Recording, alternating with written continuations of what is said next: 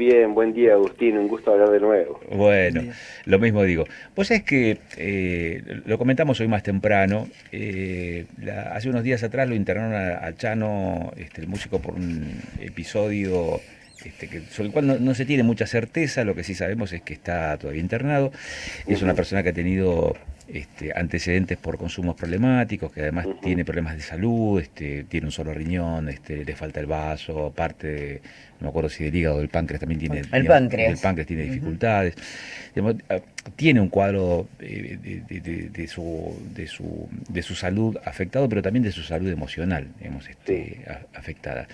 Y esto nos lleva a pensar respecto de qué pasa en estas circunstancias con el entorno también y cómo se vive, cómo se visualiza esto desde los vínculos más estrechos, que son los vínculos afectivos, los familiares. ¿Cuál es tu impresión respecto de esto que está pasando hoy por hoy y que está relacionado con la emocionalidad de las personas, pero también con los consumos que algunos denominan consumos problemáticos y otros directamente adicciones? Y Sí. ese vínculo familiar, ¿cuál es tu idea? ¿Cuál es tu impresión? ¿Cuál es tu imagen?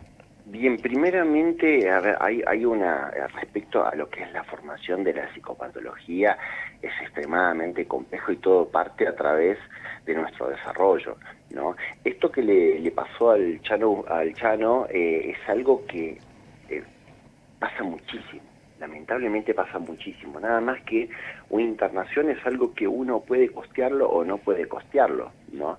Hay un montonazo de casos graves, de casos que, bueno, que están en la calle y que tal vez necesiten diferentes tipos de atención, pero no tienen. Chano, por suerte, tiene la posibilidad de recurrir a numerosos métodos terapéuticos, entre ellos las internaciones en lugares privados, que, bueno, la mayoría de la sociedad no puede acceder a determinados dispositivos, ¿no? Entonces la familia como la formadora de la personalidad, como el ente y el sistema lo cual nos ayuda a poner nuestras bases, ¿no? Porque nuestra cabeza es como una base, es como una casa. Si tiene bases sólidas, lo que pongas encima se va a mantener, y si tiene bases de papel, lo que pongas encima se va a caer, ¿no? Lo que en muchos casos dicen es que el consumo de sustancia produce eventos psicóticos y produce desequilibrios emocionales, ¿no?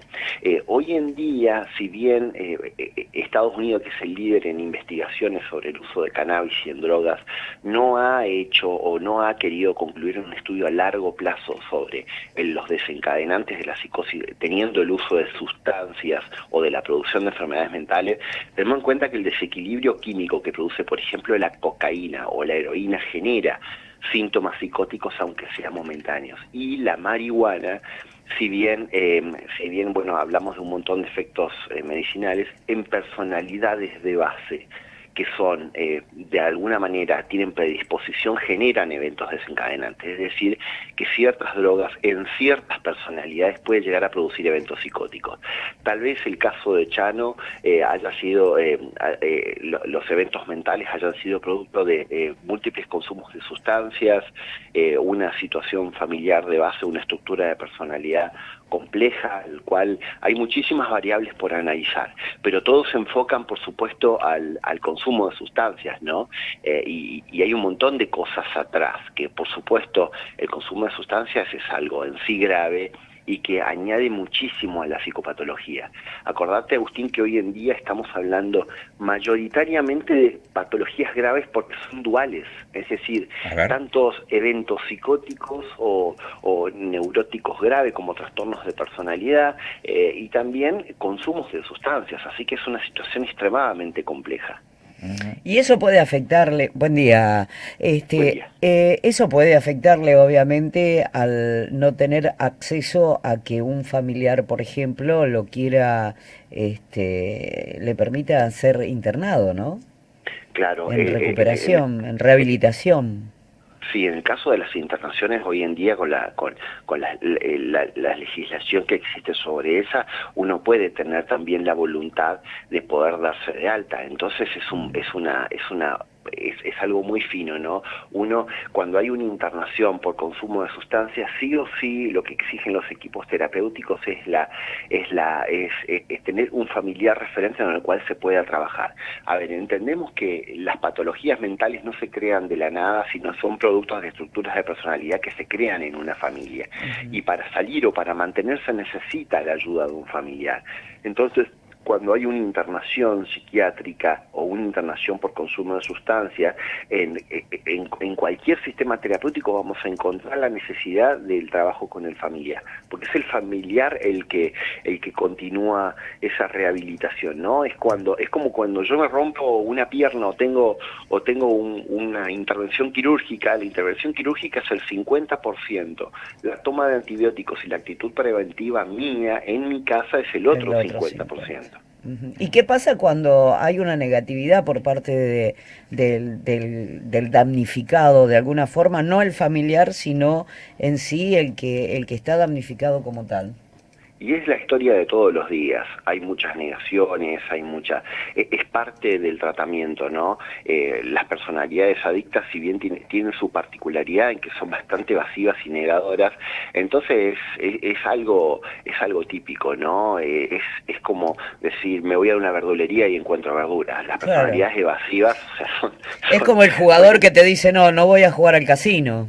Claro, claro. Entonces es parte del folclore de la adicción, la evasividad, y toda la entramada familiar que se da atrás de esa evasividad, como la persecuta, o también inclusive también el falso involucramiento o el desligamiento. La complicidad en otro. Por ahí, claro, ¿no? Entonces también atrás de ese familiar que está persiguiendo para la salida también hay otras personas que se benefician, ¿no?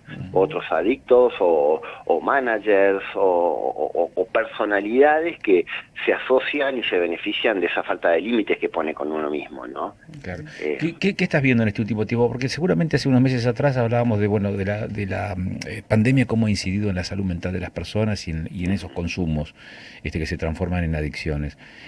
Hoy la pandemia se supone que ya pasó. ¿Quedan resabios todavía? ¿La situación económica genera otro tipo de complicaciones? ¿Tenés tiempo, Agustín? Hasta la siguiente noche. Apelo a tu capacidad de síntesis, Pablo. Bien, entonces, la pandemia ha dejado un montón de problemas, pero también ha dejado también un montón de conciencia sobre la necesidad de darnos nuestros problemas. Las situaciones económicas, lo que mayor fomenta son eventos cardiovasculares, ¿no? Y eventos cardiovasculares aumentan las probabilidades de depresión y ansiedad. Entonces, si bien la pandemia dejó grandes rezagos de depresión y ansiedad, trastornos adaptativos como, por ejemplo, problemas de pareja, problemas familiares, reestructuraciones sumamente complejas, también los problemas económicos dejan en sí cuestiones que son más somatizadas a lo físico, ¿no? Ahora nos encontramos con que hay con mayores eventos económicos, mayores eventos cardiovasculares, mayores eventos depresivos y mayores eventos de ansiedad en las familias de aquellas personas. Entonces, por tomar solamente un foco de la población, ya estamos teniendo ya problemas inclusive que trazan a la familia. Así que es difícil hablar del problema de una persona sin hablar del problema del sistema familiar.